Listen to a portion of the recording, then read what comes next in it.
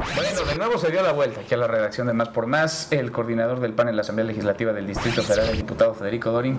Federico, de regreso a las andadas.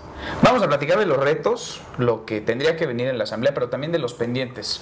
Manuel Granados, el coordinador del PRD en la Asamblea Legislativa y el presidente de la Comisión de Gobierno, nos decía que la Asamblea Legislativa es más productiva que el Senado y la Cámara de Diputados. ¿Es así? ¿La Asamblea Legislativa es más productiva? Y lo pregunto porque si es productiva en buena medida es porque el PRD entonces tiene la mayoría.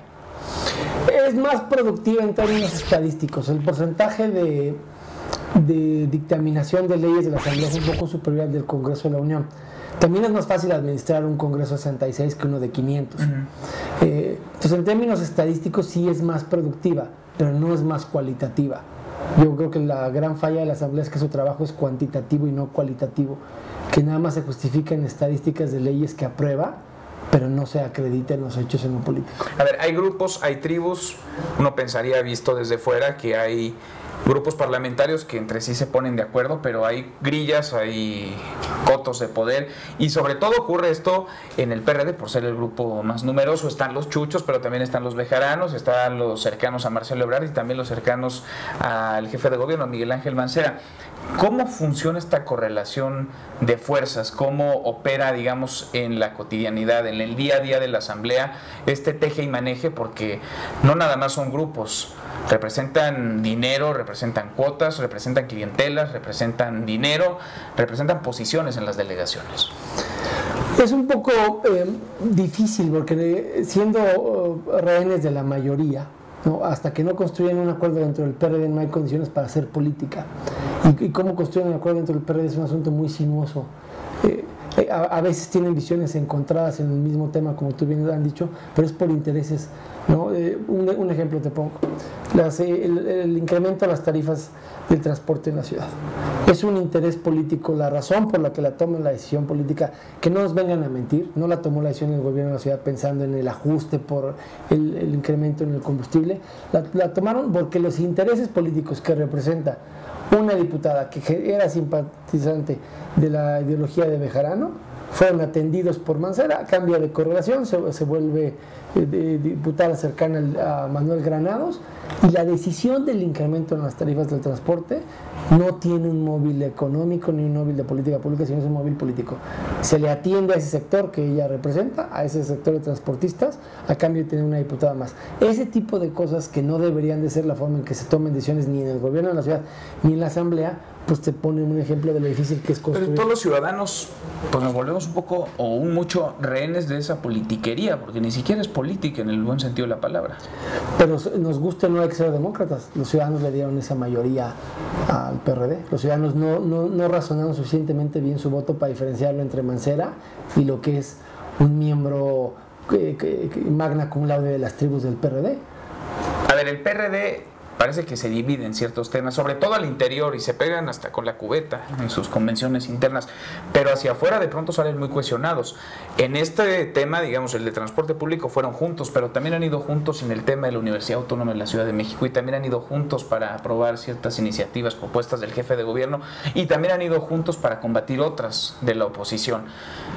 ¿Es un PRD unido? ¿Ves un PRD dividido? ¿Ves a un PRD que traba o que intenta detener los avances de la oposición, o es un PRD que permite construir, que permite negociar? En términos legislativos, todas las expresiones del PRD en el último ejercicio de la Comisión de Gobierno tuvieron, junto con los partidos de oposición, altura de miras. No fue un criterio numérico, no fue cuántos diputados tienes, cuántas iniciativas te toca que sean aprobadas. Eso sí cambió radicalmente. Por eso hay que diferenciar. En la Asamblea, en lo legislativo se están haciendo, yo diría, buenos ejercicios. En lo político es desastroso. Son incapaces de permitir que comparezca alguien. Se han pospuesto 3 veces comparecencias de los delegados que fueron acordadas por los diputados de la Comisión de Administración Pública Local, y después viene el freno a mano de la Comisión de Gobierno porque a alguien no le interesa que comparezcan los delegados. No ha podido comparecer jamás Toledo por ninguno de los escándalos de Coyoacán. No se ha podido llevar a cabo un ejercicio de rendición de cuentas. Yo supongo el ejemplo. ¿Por qué Rosario Robles sí tiene que acudir al Congreso y rendir cuentas?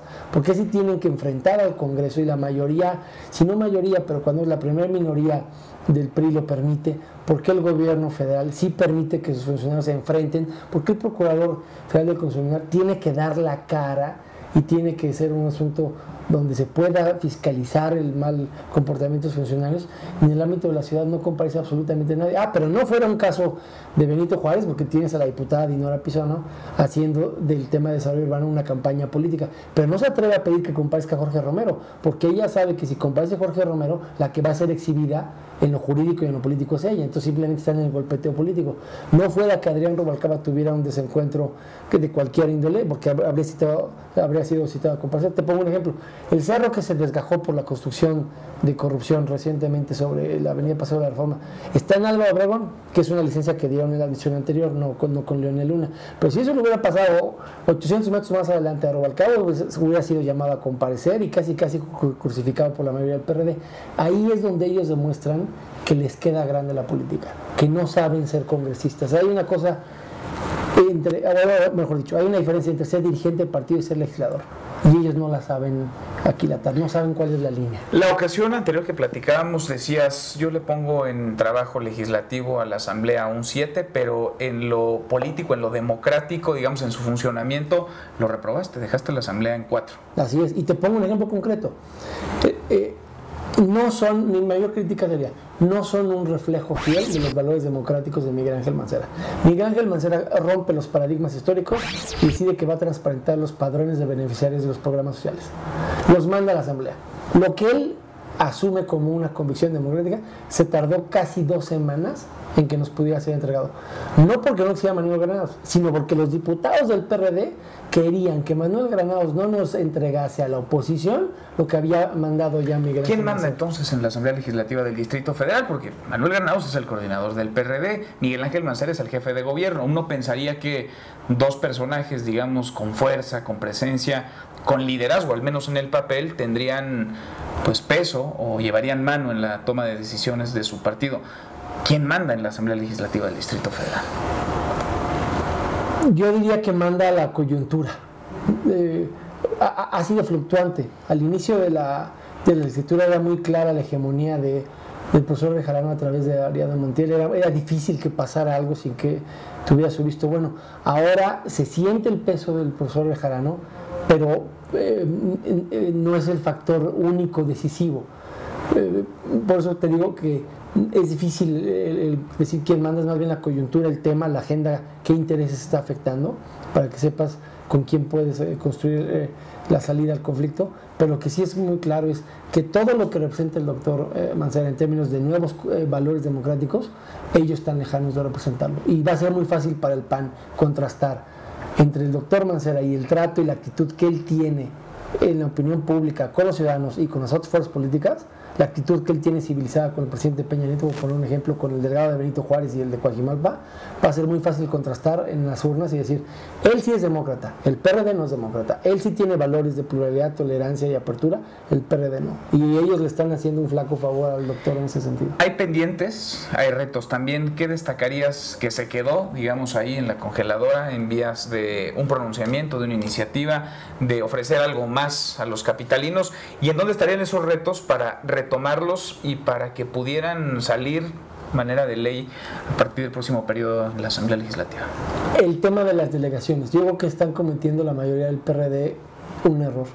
Ellos están tratando de decirte a ti y a mí que no se puede hacer nada para que un delegado tenga más facultades administrativas, más presupuesto, mejores herramientas para gobernar y dar resultados, porque lo quieren corchetar en el tema de la reforma política, porque está inscrita en el Pacto por México. Pero ya casi vimos que el pacto se puede desgranar en cualquier desencuentro político electoral. Yo creo que es un error de apreciación garrafal de ellos, que todo ese tema, el de la reforma política y las delegaciones, no se pueda legislar nada en estos años, o en estos meses que han transcurrido y los que vienen, hasta que salga la reforma política. Porque si, como decimos los mexicanos, se quedan como perro de 2 tortas y no sacan la reforma política del DF por un desencuentro federal que no sea imputable a la Asamblea va a quedar muy mal parada, porque ni habrá hecho lo que pudo haber hecho, ni habrá sacado la reforma en el Congreso de la Unión. Yo creo que es un error estratégico, que la Asamblea debería de avanzar en la parte que le toca de las delegaciones hasta donde podamos. Y si sale la reforma política de hacerlo, ¿les interesa? No la veo en el gobierno de la ciudad, te soy honesto. La veo en el ánimo de los legisladores del PRD. Los que han sido delegados, no importa de qué tribu, sí quieren hacer cosas. Yo sí reconozco que quienes han sido delegados y que muchos de los diputados del PRD tienen el ánimo de hacer algo por las delegaciones, pero por alguna línea política está circunscrito a la reforma política. Ojalá no nos quedemos como perros dos tortas, porque en eso el PRD y el gobierno van a pagar una factura muy cara por haber cancelado la oportunidad de mejorar las delegaciones en aras de algo que quizás sale y quizás no sale. ¿Cómo es tu relación con tus pares, con los otros coordinadores, con Donatio González del PRI, con Manuel Granados del PRD, con Jesús Esma del Partido Verde? ¿Cómo es la relación? ¿Cómo la llevas con ellos? No, es muy cordial. Yo te puedo decir que más que cuatro somos amigos, tenemos una buena relación. Con Tonatiuh y con Sesma es una muy buena relación, con muchas coincidencias. Por ejemplo, te debo decir, muchas de las prioridades del Partido Verde en esta negociación del mes de abril fueron acompañadas por el PAN, porque tenemos muchas iniciativas conjuntas en mismos temas, el Verde y el PAN, o el PRI y el PAN. Y con Manuel es una buena relación. Yo creo que Manuel es un cuadro que está tratando de hacer las cosas distintas, pero a veces no encuentra suficientes condiciones para que le dejen hacer lo que hace el doctor Mancera. No logra cambiarle el rostro a la mayoría del PRD, y eso debe ser muy desgastante para Manuel, que así como Mancera sí le cambió el rostro a la jefatura de gobierno, Manuel no logra cambiarle el rostro a la mayoría del PRD, que a veces pues no se deja ayudar. ¿El PAN en la Asamblea va a ser un factor para que el PAN en la capital reviva, resucite? No sé ni cómo llamarlo, porque está pues desdibujado, no existe prácticamente. Yo creo que más que el factor es parte de la ecuación. Yo creo que el mayor factor para que el PAN resucite se llama Jorge Romero. Los buenos hechos de gobierno en Benito Juárez, las cosas que él hace, que nadie más hace, como por ejemplo el retiro de ambulantes que no se había hecho por los delegados anteriores del PAN, esta dinámica de la cruzada en contra de las construcciones irregulares que no han hecho ninguno de los otros 15 delegados. Eso nos puede diferenciar, y los hechos de gobierno del PAN pueden ser nuestro mejor argumento para pedir una segunda oportunidad. Más bien, yo creo que lo que debe hacer el PAN es no entorpecer por radicalismos, por estridencias, por protagonismos mediáticos, una buena relación entre Benito Juárez y el gobierno central. Porque si se nos pasa la mano de fiscalización, si no hacemos política y nada más hacemos grilla, como se conoce coloquialmente, le vamos a enrarecer el ambiente a nuestro delegado con el gobierno central. Nuestra prioridad debe ser que Benito Juárez sea un referente de buena administración y de buena política pública. No la podemos poner en riesgo por agendas personales. ¿A dónde va a ir Federico Dorin? Federico Dorin, ya fuiste senador, fuiste diputado, ahora eres el coordinador en la Asamblea Legislativa del Distrito Federal. ¿Qué te falta, ser jefe de gobierno? Pues esa es la agenda del 2018, pero antes hay que ver qué hacemos con la reforma política. Yo te doy un ejemplo. ¿Por qué nunca he buscado ser candidato a jefe nacional? Porque no tienen facultades, no tienen manera de hacer grandes cosas por la comunidad. Pero si hubiera una buena reforma política que diera la posibilidad de contar con parte del impuesto predial, con facultades de adeveras para un delegado. Yo que conozco amigos que han sido diputados, senadores conmigo, y que te cuentan en 3 años cómo le cambian el rostro a un municipio. Si yo tuviera facultades, podría pensar en ser jefe nacional, pero con las mismas facultades truncas, monchas y digamos residuales que tienen los actuales jefes nacionales, no ha sido algo que esté en mi agenda inmediata. Ahora, claro, ser jefe de gobierno pues resuelve todo, porque tienes las facultades completas. Pues sí, habrá que hacer la cartita a Santa Claus. Y hay que picar piedra. Federico Dorin, gracias. Sí. Gracias, diputado. Federico Dorin, coordinador del PAN en la Asamblea Legislativa del Distrito Federal. Aquí nos encontramos mañana desde la redacción de Más Cosas.